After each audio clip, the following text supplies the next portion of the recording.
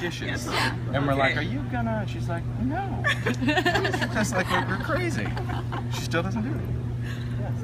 And she said that was normal. I'm gonna put this over the side. I won't demo this, but it's very cool. Embossing with texture paste, so much fun. So paste, it's not part of the demo, that one but I'll hasn't just been tell you. heated yet, right? Correct. So it's paste, and then you would apply embossing powder right now, whatever color you want, and then let it dry.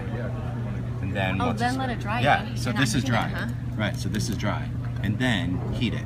Okay. This way your stencil doesn't distort. Yeah. Sometimes when you heat paste, it gets a little puffy, which you may like that look, but you know, this one, the fact that it's heated, it's like, it's super crisp. Pretty cool. No. So when do you want to start? Yeah, sorry, I was awake. No rush. Good morning, everyone. I'm just prepping. Welcome to our event. I'm glad you guys were able to sort of make it here for us. Thank you very much. So I think some of you have done this before, where we're just going to spend about 20 minutes with each designer, and then you're going to rotate. And then particularly with this group, I'd like you guys, you know, make sure everyone gets an opportunity to be sort of front and center with regards to filming, media, and all the rest of it. And then if you have any, you know, so the designer's going to go through their line, show you what the new products, and then if you have any general questions, we'll usually be able to answer them as well. So please enjoy. Thank you very much. You're just going to tell us what 5-minute warning we Yes, go? I'll give And you they go to 5 Dina next? Yeah. Fantastic. Yes. Okay. Thank you. Thanks, Al. Thank you. All right. Here we go. Welcome to the Ranger demo event. It's going to be a lot of fun. So, just going to talk about the highlights of the new releases for Ranger. I think probably the most exciting for my line is the introduction of 12 new colors of distress. And when I say 12 new colors, I really only mean one for right now. What's really been exciting is that in the history of distress, as I've come up with new product categories, whether it's been paint or stains or sprays or markers, we've always talked about that particular product category, and we really focus heavily on the education for that. Here's what you do with paint, here's what you do with markers, here's what you do with sprays. And that's really been good. But of course, Ranger being a US manufacturer and us manufacturing all the product in the warehouse, that works for them. So the challenge that I wanted to have is we really wanted to expand the palette. But as a crafter that's really come to love all of these different product categories, you know, if you release a new color, but you're a paint user, but we decided to release it in stain, you're gonna be sitting there going, when am I gonna get it in paint? When am I gonna get it in paint, right? Because that's always been the challenge for distress. So I said to them, look, let's think of this a whole different way. Let's introduce a palette, but we're gonna do it in every single product category. And of course for them, it's a logistical nightmare, but they pulled it off beautifully. So what we're doing is we are releasing a color every single month. We're not telling anyone what the color is. Our distributors don't know, media doesn't know, I know, Ranger knows. And the first of every month, we'll announce the color and ship it. And that's really kind of the cool thing. And I think from a retailer standpoint, that's gonna be very refreshing. From a creative crafter standpoint, that's gonna be something to look forward to the entire year. But more importantly, even from a budget standpoint, you can start collecting your palette throughout the month. The retailers will get it in this point of purchase display, which is really nice. They can set it there. It's got the assortment of all the products, so the customer can see that. And also they will have this really cool poster to put in the shop, just to kind of tease you the entire year. If that wasn't bad enough, the whole calendar year of saying, here are the colors, and then when the retailer gets that, they will actually have the label to put on each one. It's going to be fun, and I think it's really going to be engaging for the crafter to be like, I can't wait to see what the color is going to be for February or March. Or I really am happy how the whole thing turned out. For me as the designer though, and this was part of my class at CHA, is showing how these colors really work well with the original palette. Okay? Because I don't want everyone to be like, oh, we're going to go new and forget the original. It's always about continuing and expanding the line. And that's why my class was called The Evolution of Distress, because I believe that Distress as a brand has really evolved, you know, from going to the browns and the dark side. Like, we love colors. I love color. I don't mind. I'm a little bit more comfortable with color with a little brown thrown on it, but I also understand that not everyone is grungy. I get it. But to me, it still has a vintage vibe, and I think that there's a difference between vintage and grunge. So this has kind of that retro throwback. It's a beautiful green. This is cracked pistachio, and for people that like bright colors, this is going to be like refreshing for them. But when I take this color and combine it with a different distress color, I'll create something entirely new. So for example, I like to show this combo. There's a lot of different combos, but let's say if I take the spray stain and I'm going to combine cracked pistachio with pumice stone. So I'll just take some cardstock and I'm just going to spray this out. And you can see just that color alone Some people would be like, yum, leaving it. Yeah, I'm sure Nancy would be like, thank you, don't touch it, don't slosh it in the mud. But if I go in and just add some pumice stone to it, now for me, it's starting to come around. And then I can go in with just a little bit of water, but what we're going to get is we're going to get an entirely new color when these two colors start to mix and combine. You're going to see that the bright areas of green, they'll start to become kind of a turquoise blue. And that's just one color combo. So every single month there'll be a chart of all these different color combos that I will suggest for people to try. To be like, fun. Try this with this and see that you get this. That doesn't mean that they can't create their own things, of course, but it's really nice to kind of encourage them to really think about using what they have. Because again, this isn't about leaving the original palette behind. This is about adding to it. Adding to it with refreshing colors if you're like, you know what, I love the properties of distress, but I really want something that's a little bit more vibrant. When we did the summer palette of picked raspberry and salty ocean and mowed lawn, yeah, everyone was like, yes, Diane is influencing him. But also, you know, I know that things do have to evolve. And I do like color, but I also like the fact that I can add vintage to it if I want. And you can see here that just continuing to add water, how this one bright color is really creating a very cool kind of vintage distressed look. So that's really great to see that it's really cool. Now, if I take that same combo and maybe I mix it up from an ink aspect, maybe I'll go in with some cracked pistachio and let's take some brown. It'll be all right. Use some vintage photo. So one thing, so I'm talking about this because I dive right into my minis. The mini distress inks that we launched last year have been incredibly popular. I will say as a crafter, I still work with the large ink pads because I'm an inker. I ink every day. I work with them all the time.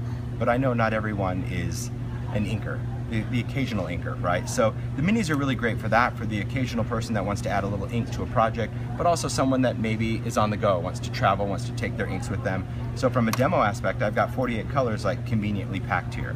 The minis were initially launched in sets of four random colors because, and I say random, but I really thought them through. But I wanted, you know, people that haven't used distress before to really understand that you can take any of the colors in the palette, mix them up to create new colors. But we've also launched minis as open stock now. So now customers can come in and buy an individual color. If you're a teacher, you can say, you know what, I want to teach a class with this one color. But also for people that just really love the brights or the blues or the pinks, they can now do that. And what's nice about the tins, of course, when we launched this as a storage solution, these ink pads are stackable. They are not lockable, which is what people kind of got confused with. Yes, they stack up, but if you throw them in a bag, the lids are going to pop off the same way they would on the large ink pad. So the development of the tin, not just a little tin, but it also has this groove in there. So if I'm building my collection and I don't have 12 ink pads to fill in there, when I close it up, I don't have to worry about my ink pads falling around, right? But one of the things that I did in the development of it, but I kind of kept quiet because the tins weren't quite ready, is the fact that the mini blending tool, the weird size, besides just the mini ink pad, was really also about the foam. So the blending foam fits in the back of each mini. Okay, it doesn't come with the foam. You can, so as a crafter now, instead of the spinner, which I still have at home because I'm an inker, but if you were the occasional crafter, now you just need to get a blending tool, put foams in the back of each one, and then when I go to use a color, I've got that color there. I can take off that foam, tuck it right in the back of the ink pad. When I go to my next one, that's ready, and I can just, it makes it really, really convenient for, and then you can just buy the mini foams as a refill pack, and so it's very cost effective as well to kind of build your collection, and now you have that tool which makes it convenient. So let's talk about blending some color.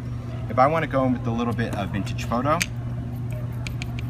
and I'm just going to swipe that, I'm just going to add some of that to it. I can also go in with the new cracked pistachio. So let's talk about the minis of the new colors. Right away, of course, people are saying, when are these coming out in minis? Well, the mini version of these colors are coming out every 5th month. So in other words, once we release 4 colors, we're going to release those colors in a set again. Yes, and we'll do that throughout the year. And so the individual open stock of the new colors will not be available until 2016. So for people that are like, I'm only going to buy the minis, well, okay, but you'll have to wait 5 months while everyone else is using the new colors. So, but again, because I think that, you know, the ink pads themselves, this is 5 times the amount of ink that's in here. So like I said, this is really more for travel and convenience, and this I think is what people should be working with if they're going to be using a lot of distress. But really, 5 months not long. Once we get in the calendar, it'll be like something to buy every month. It'll be great. It will. Almost So like a kid of the month club, but it is. color. But I mean, I think like I'm always thinking of different ways to kind of keep the industry inspired, right? And there's always hype around CHA. We're all excited. I mean, you guys know, especially from the media, to really, there's so much hype around the show with sneak peeks and all that. They're talk. And usually for a couple months following that, there's still some hype. And then once we hit kind of, you know, springtime, it kind of starts to fade away. And I'm hoping something like this will at least keep people engaged in product, and I hope a lot of other manufacturers do. I mean, with my other lines, I did the same thing, trying to spread out that whole ship time. I think that's important. So here, just gonna go in and just show you. So that's a beautiful blend. Totally different color combo there. Here you can see that all of a sudden cracked pistachio takes on a totally different hue than it did when we mixed it with pumice stone.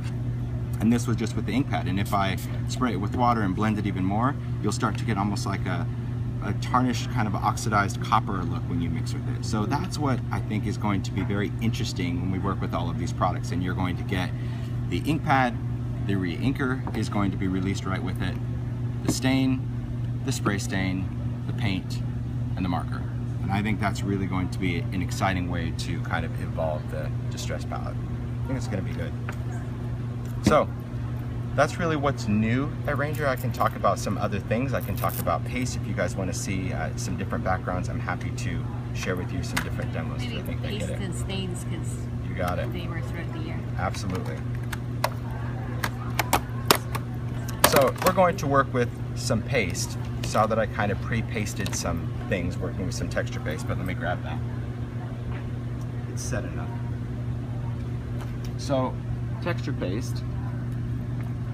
This is yours. So texture paste. Ranger's texture paste, what's unique about this is that it's really designed to take ink. That's really what it was. We know there's a lot of paste out there, a lot of embossing paste, and any paste will take a permanent ink or any paste will take a paint. But when it came to something that's water-based and water-reactive, most paste will act as a resist because of what it is. So although it takes some color, it repels the rest. And I wanted Ranger to develop a paste that would be very ink-friendly. So you could use Distress, you could use Dilutions, you could use any of those on top, and it would actually grab on to the color. And that's really where texture paste kind of originated, was that idea to have something that's going to work a lot like paper. Now, this is going to be matte. I'm going to go ahead and dry this because I just applied it not too long ago.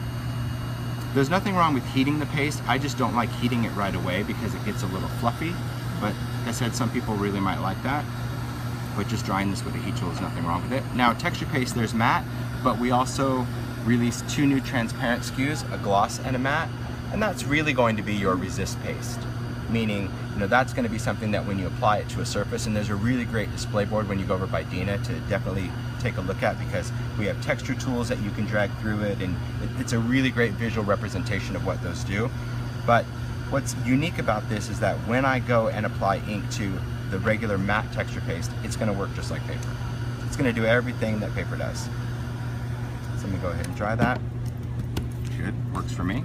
So let's go in with some colors. We're going to take the spray stains. So you can work with the regular stains or you can work with spray stains. The benefit of a spray, of course, is the spray pattern. I always get in the habit, if I'm going to be finished with a color, just to wipe it off. And whether I'm using Distress, or whether using Dilutions or anything, it's a good habit to get into when you work with any ink spray, is just to go ahead and wipe that off, because there's a resin in the ink. So even though there's a dye, there's no pigments in there, no solids, no nothing.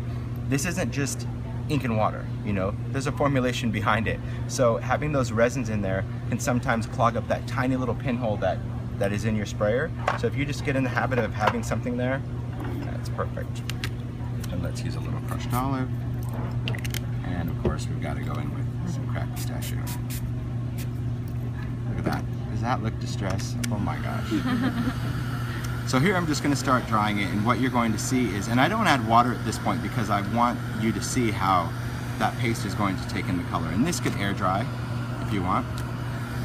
But just having this dry in, you can see any place I put that color, that paste is absorbing it just like paper would. But if I wanted to create that reactive property like I like to do with Distress using water, so let's say I just want to spritz just a few drops of water over the top, I'll start drying it again.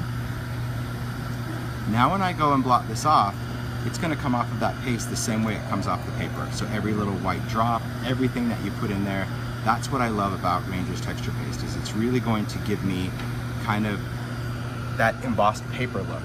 That's the thing. So I mean, it takes ink exactly the same. So it's almost as if our texture that we put on there kind of disappears into our background.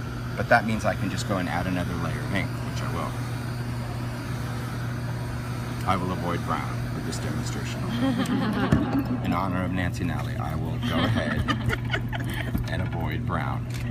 I'm starting to break a sweat, I'm not gonna lie. So I'm thinking, my brain's going, what do I do? What color am I gonna pick? Yeah, but yeah, okay, there we go, thank you. Thanks for cueing me in one direction. Oh, thank goodness, it's close, yeah, it's close. So taking a color and just using your blending tool, you can start to create that highlight or that contrast wherever you want, and it will take that next layer of color. And even if you go in and add it over anything that's been inked, it's always going to replace. So remember that distress is always reactive, and that's the same thing when you're working with the inks or spray stains. It's going to react and it's going to lift and apply just like it does on paper. And I think it's just really cool. I love the look and effect that you can get when you're working with it.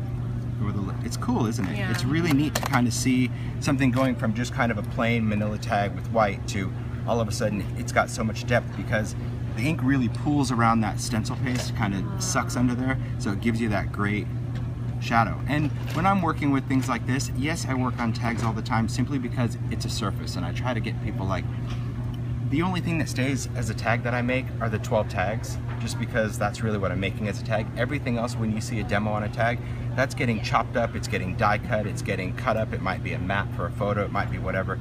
But for me, I just prefer tags as my background, like a lot of people would just take a quarter cut piece of cardstock. I like the way that manila works, and I like the fact that it's very kind of water friendly. I can saturate with water, dry it, and I don't have to worry about the paper pilling. So people ask all the time, what's up with all the tags? Why are you doing all the tags?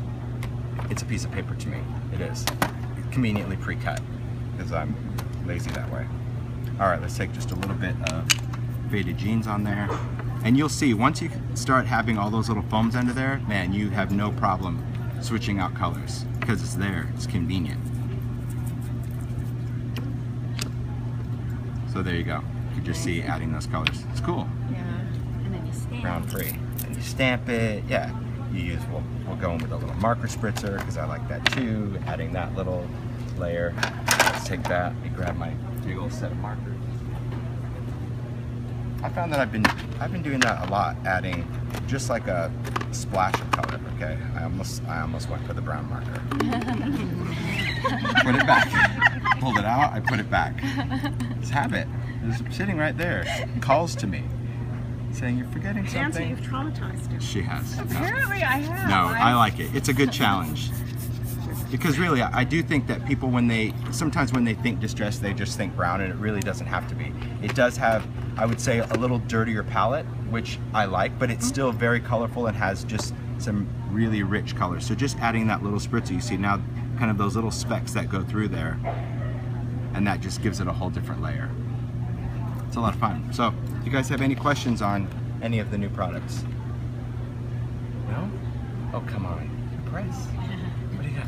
Can I see the texture paste? Absolutely. Tell me more about that. So, Touch it. texture paste, what's really cool is the viscosity of this one. So this one is very, very creamy. Okay? There's a little towel for you. It's like whipped frosting. It is like whipped frosting, and I'll actually compare it to the transparent paste that we have. Totally different viscosity. This is almost like mayo, right? Totally different. Oh, look at that. Right? Yeah. So it still holds a body, so you can go through and you can use it with a stencil or something like that, but it is much lighter. And what's nice about this is that it will go on white, but dries completely clear. So it's very cool for people that want to create their own kind of resist papers, right? So it doesn't always have to be on a solid cardstock, so you can take and you'll see on the sample board over there, I did a kind of a burlap panel that was all collage and ephemera, and then I just took a stencil with the transparent paste and just went over it. And now when the light hits it, you see that texture, but there's nothing done to it other than the paste drying on the surface. So that's really cool if you have a printed paper that maybe you want to do a little texture in the corner and then maybe you want to ink over it. You know, we wanted to create a paste that had its own unique viscosity. I know there's other transparent paste, but this one does not hold that thick chunk like the others do. this, because of its viscosity, will actually round the edges when it dries. So it's almost like putting glossy accents on something where you kind of get that softer edge, where on these, when we use the regular paste, we're getting a ridge. We're getting that edge. Yeah, so that's really, you know, we do put a lot of different thought when we're developing something. You know, people are like, oh, we want you to do it. Okay, well, we want to do something a little different. So that to me is the benefit of something transparent, is I want it to kind of have that almost embossed look, where when embossing powder melts, it has a little bit more of a curve to it. And sometimes you want gloss and sometimes you'll want matte, just depending. So like I said, when you go over to Dina, it's going to be the first board right behind her. Take a look at that, because when you see our new texture tools where we can take the paste, I thought I had a set, but I can't seem to find it. They like to give me stuff and then take it away. They do. I mean, I'd like to blame Wendy, but I don't think I will, because you're going to go see me. But yeah, I don't have a set. And we will rat you out. You will. You'll say, "There's things over there." Yeah. Little drawer. No. The tools are very cool though. It's like it's a set of combs basically that you can drag through the paste, and it holds the peak. So the board over there will show you. It's the best photo to catch. But I went through a drawer and I found this. So what this is just showing how we can take metal and we can alter it with distress paint. So what we did on this one is we used new cracked pistachio, so we had that vibrant color, and went over it with mushroom alcohol ink, okay? Because when we're working with this distress paint, I'll go ahead and paint this side again. Distress paint is the only distress product that is permanent when it dries. So it's great for metal. None of the other distress products will work on metal, but the paint will. So when I apply this, and I let it dry, you can see kind of how clean that is, and I'm gonna heat this up. Now if you're heating metal, it's hot. Yeah, but the paint dries very quick. I mean, that's the thing when you're heating metal, it dries very, very quick, right? So we've got that. Now, this side is painted, this side was painted and then inked. So I'll go ahead and ink it. Oh, I'm sorry, grab that spinner, I fly that right out of your hand. I'm so aggressive this morning. All right, here I'm just gonna go in with some mushroom alcohol ink. Now, I prefer to just use the felt when I'm doing this, not necessarily the tool, because it's something dimensional. But mushroom is kind of like the pumice stone that I was using. It's this really kind of funky grayish color, but I want to put an ink over it. And so when I do, it's completely going to change that finish and start giving me a great antiqued look. So now that green starts to become kind of that verdigris, it starts to kind of go in those crevices. If you're wanting to do this with the resin, like the resin roses, yes, you need to use alcohol ink instead of the paint, right? Correct. So if you wanted to do the resin roses or gumdrops or mirrored stars, anything that you want to still have some shine to it, alcohol ink is going to be kind of your multi-surface product that's going to remain translucent, because distress doesn't work on plastic other than paint, but then it's okay. So yeah, when we're dripping it on the roses and the gumdrops and all of that, right here.